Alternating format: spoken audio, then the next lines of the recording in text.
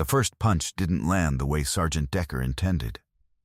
He had thrown it the way he threw everything, loud, certain, with the full weight of a man who had never once questioned whether the target would hold still. His knuckles caught the edge of the metal locker, and the clang rang through the barracks corridor like a bell, and he pulled back his hand and looked at the woman who had simply stepped aside, not jumped, not flinched, stepped. The way you step around a puddle you saw 3 seconds before you reached it. She was standing 2 feet to his left now, hands at her sides, looking at him with an expression that contained no fear and no anger and no particular urgency about any of it. "Too small to fight," Decker said. He shook out his hand. His knuckles were bleeding. He didn't look at them. Too small to be here. Too small to be wearing that patch. She said nothing. Behind him, 3 members of his squad were watching from the corridor. One of them was grinning. One was quiet in the specific way people go quiet when they are not sure they want to witness what is about to happen. The third was looking at the woman the way the second man should have been, carefully, with a faint unease he couldn't quite locate the source of. She was 5'4", 132 pounds. Her uniform was pressed. Her hands were at her sides and her feet were shoulder-width apart, and she was looking at Decker with the patience of something that had been waiting a long time and was not tired yet. "Walk away," she said. 2 words. Quiet enough that the man at the back of the group almost didn't hear them. Decker heard them. He took a step toward her. "Before we go any further, hit that subscribe button right now and stay with me until the very last word. Drop a comment below telling me what city you are watching from. I want to see how far this story travels." Her name was Lieutenant Commander Elena Voss. She was 29 years old. And the first thing people always got wrong about her was the same thing, every time, in every room, in every base she had ever walked into in 11 years of service. They saw the frame first, the height, or the absence of it, the face that had not yet accumulated the particular weathering that men in this profession wore like a second-rank insignia. They calculated threat the way most people calculate threat, by mass and volume and the loudness of the entrance, and they arrived at the wrong answer, and they did not know they had arrived at the wrong answer until it was already too late to revise it. She was standing in the corridor of the temporary barracks at Camp Ridgeline because she had been assigned there 4 hours ago and had not yet been given her bunk assignment and had gone to find the billeting sergeant and found instead a storage locker in the wrong hallway, and Sergeant First Class Aaron Decker, who had been using the hallway as an informal jurisdiction for 7 months and had developed strong opinions about who belonged in it. She did not look at him the way a person looks at a threat. She looked at him the way a person looks at a problem they have already solved and are simply waiting for the paperwork to confirm. Her hands were the kind of hands that told a story if you knew how to read them. The calluses on the knuckles were not the soft kind that came from a gym and a heavy bag. They were the flat, compressed kind that came from years of contact training against things and people that hit back. The ring finger on her left hand had been broken once and reset slightly imperfect, the knuckle raised a millimeter higher than the others. There was a scar along the inside of her right forearm, thin, old, 3 inches long, that had come from a blade in a compound outside Mosul, in a room she was not supposed to be in, during a mission that would not appear in any record that Decker would ever be cleared to access. He did not look at her hands. He was looking at her face, reading it for the fear he expected, finding nothing that resembled it. She had been trained by a woman named Master Chief Petty Officer Diane Okafor, who had spent 19 years in naval special warfare, and who had once told a room full of trainees that your opponent's confidence is your most reliable intelligence asset. Let him tell you everything he believes about himself. Then use it. Okafor had retired with a record that was classified above the level of most general officers, and she had passed everything she knew to a small number of people. And Elena Voss was the one who had absorbed it most completely. Okafor was in a hospital in San Diego right now, recovering from surgery on a shoulder she had damaged on her last deployment. Alina had called her 2 days ago. Okafor had told her to stop calling and focus on the mission. Then she had asked about the weather in the mountains. Then she had said, quietly, that she was proud of her. Then she had told her to stop calling. Elena was here at Ridgeline because of a mission that had no clean name in the briefing documents, listed simply as Operation Stillwater. That required a particular set of skills and a particular combination that the theater commander had concluded existed in only one person currently available for deployment. The mission was a direct action raid on a facilitation network that had been resupplying IDE emplacements in the Eastern Corridor for 14 months. 3 previous attempts to dismantle the network had failed, not because of insufficient firepower, but because the network's internal security was designed to detect exactly the kind of large, loud, heavily armed approach that conventional special operations forces specialized in. What was needed was someone who could move through a space without announcing the movement. Someone who could be in a room before the room knew she was coming. Someone whose size was not a disadvantage, but a variable that the enemy's threat calculus had not accounted for. Alina had done this twice before, in different countries, for different objectives, and both times the debrief had used the same word. Clean. The reason she was in this corridor, tonight, instead of in a mission prep room reviewing target packages, was that her reporting orders had been delayed by 6 hours due to a logistics error at the division level, and she had arrived at Ridgeline in a window where the command element she was assigned to was off base, and the temporary barracks had a billeting backlog. And Sergeant First Class Aaron Decker had decided that this particular window was an appropriate time to establish something. Decker was 6'2", 230 pounds. He had been deployed 4 times and had a combat infantryman badge and an ego that had been reinforced by every environment it had ever been placed in, because every environment had eventually confirmed it. He was not a bad soldier in the technical sense. He was an excellent soldier in many of the ways that are measured and rewarded in this profession. He was a terrible judge of the specific situation he was currently standing in, and he did not know this yet. He stepped forward. His right hand came up. Elena moved, not away from him. Toward him and to the side in the same motion, a pivot that covered 14 inches and took 11 milliseconds, and her left hand caught his wrist as it passed and redirected it, and then her right elbow was at his jawline and her weight was through the contact point, and Decker was against the wall before his body had finished understanding that something had changed. She held him there for 1 second. Then she stepped back. Completely. Stood where she had been standing. Decker's jaw was working, but no sound was coming out. His 3 men in the corridor had gone absolutely still. "I said walk away," Alina said. The quiet one in the back of the group, the one who had been watching her carefully since the beginning, turned to the one who had been grinning and said something too low to hear. The one who had been grinning was not grinning anymore. Decker pushed off the wall. His face had gone through several colors and arrived at something that was not quite rage and not quite humiliation, and was in fact both of those things pressing against each other from the inside. "You have any idea?" he said. His voice had changed. The performance had gone out of it, and something harder and less controlled had come in. "You have any idea what I can make happen to you on this base? I've been here 7 months.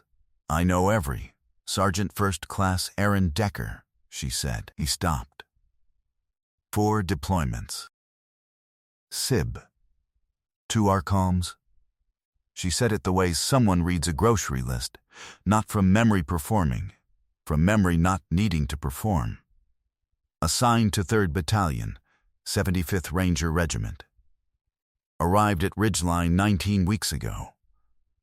Currently awaiting reassignment orders that have been delayed twice due to conduct review. She paused, looked at him. Let the pause work. The conduct review, she said, is the part that should concern you more than I do. The third man in the corridor, the one who had been looking at her carefully, took one step back. He had arrived at the conclusion that the quiet one had reached 30 seconds ago. He was now hoping, fervently, that the next 5 minutes would simply not continue to happen. They did not have to continue, because at that moment the door at the end of the corridor opened, and Command Sergeant Major Patterson walked in with 2 members of the mission element. And Patterson took in the scene with the 4-second assessment of a man who had been reading rooms for 31 years, and what he saw in those 4 seconds arranged itself into a picture that required no narration. Patterson looked at Decker against the wall. Then he looked at Elena, standing 2 feet away with her hands at her sides, and her feet shoulder-width apart, and her expression containing nothing that needed to be defended or explained. "Commander Voss," he said. "Sergeant Major," she said. Patterson looked at Decker again. The look was not a reprimand. It was worse than a reprimand. It was an evaluation that had already reached its conclusion. "Sergeant," Patterson said. One word. The word carried everything it needed to carry. Decker looked at Elena, then at Patterson, then at the floor. He picked up the posture of a man who is performing something he no longer believes in, and walked past the group and out of the corridor without speaking. His 3 men followed. The quiet one glanced back once at Elena as he went. The look on his face was not embarrassment. It was closer to relief, the specific relief of someone who has just watched a situation resolve itself in a way that they had been hoping for, but had not been in a position to cause. Patterson waited until they were gone. "Briefing's been moved to 0400, he said. "Target package has a new development. You'll want to see it." "Copy that," Elena said. "I need my bunk assignment first." "Already handled," Patterson said. He turned to go. Then paused, did not look back. "For what it's worth, Commander, that's the 4th time somebody's made that particular mistake on this base." "I know," she said. "Does it bother you?" She thought about it for less than a second. "Only when it costs time," she said. Patterson made a sound that might have been the beginning of a laugh, and left it there, and walked back to the door, and opened it, and the cold night air came in for a moment, and then the door closed, and she was alone in the corridor. She stood there for a moment, not thinking about Decker, thinking about the target package, thinking about the Eastern Corridor and the 14 months of resupply and the 3 failed attempts, and what the new development might mean for her approach vector and her timeline, and whether the window she had been given was still viable. She thought about Okafor, about a sentence Okafor had said to her once, in the 2nd year of training, when Elena had come off a scenario bruised and furious, because an instructor twice her weight had used that weight against her 4 times in a row. Okafor had sat across from her and waited until the fury burned down to something workable, and then said, "The person who underestimates you is giving you something. Take it." Every time. Elena picked up her pack from where she had set it against the wall. She went to find her bunk. At Oro 400, the briefing room held 11 people and a thermal imaging overlay of a compound in the Eastern Corridor, and a target package that had acquired, in the past 16 hours, a 3rd facilitator that the network had moved into the location ahead of schedule, which compressed the timeline and complicated the approach, and made the operation simultaneously more important and more dangerous. Patterson ran the briefing. He laid out the parameters without editorializing. 3 objectives inside a hardened compound. A security element of between 8 and 14 personnel. a window of engagement that opened at 0220 the following night and closed at 0245. 5 minutes. He did not say what everyone in the room understood, that a conventional direct action approach against this target in this window with this security posture would take longer than 25 minutes and produce a signature that would burn the intelligence value of everything they recovered before they could extract it. Patterson looked at Elena. Elena looked at the thermal overlay for 30 seconds. "I'll need the northeast approach vector cleared to 50 meters, she said. "And I want comms with Overwatch on a dedicated channel, not shared with the breach team." "Done," Patterson said. "And I want the breach team to hold at the outer perimeter until I give the signal. Not until the timeline says to move, until I say." Patterson looked around the room. The breach team leader, a captain named Huang, nodded once. "Done," Patterson said again. Elena looked at the overlay for another 10 seconds. "What's the new development?" she said. Patterson pulled up a second image. One of the 3 facilitators had been identified as a former intelligence asset, someone who had been handled by a coalition intelligence element 4 years ago and had subsequently disappeared into the network, which meant that his presence in the compound was either a coincidence, which was unlikely, or a signal that the network had acquired intelligence about coalition operations, which was very much not. The room absorbed this. "Timeline stays," Elena said. Nobody argued. She went through the compound layout for another 40 minutes, memorizing approach angles and room configurations and the positions where the thermal signatures of the security element clustered during the hours before dawn. She asked 4 questions. All 4 questions were about timing intervals and security rotation patterns. None of them were about extraction routes or backup plans or what happened if something went wrong. Because she had already worked through what happened if something went wrong, and the answer was that she adapted, which was not a reassurance she needed to offer in a briefing room. The following night, at 0218, she crossed the outer perimeter of the compound in darkness and moved through the northeast approach vector with the specific silence of someone who has trained silence the way other people train strength, deliberately, against resistance, over years, until it became not an absence of sound, but a presence of control. The security element's rotation was on a 9-minute cycle. She had timed it twice from the perimeter before she moved. At 0224, she was inside. At 0241, she transmitted the signal to Huang and the breach team. At 0249, 4 minutes past the window, the extraction was complete. The debrief took 90 minutes. The target package had been fully exploited. All 3 facilitators were in custody. The intelligence asset question had resolved itself in a way that the theater commander described, reading from Patterson's report 3 days later, as exceptionally clean. Patterson used that word in his written assessment too. He used it deliberately, and he used it accurately, and he sent a copy of the assessment to a hospital in San Diego without being asked.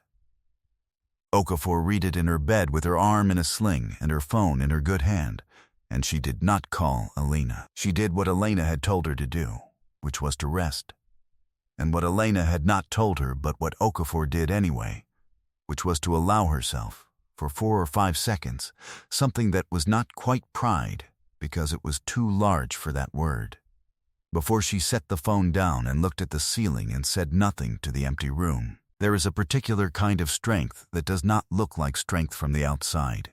It is not loud. It does not arrive with announcements or with a list of its own credentials.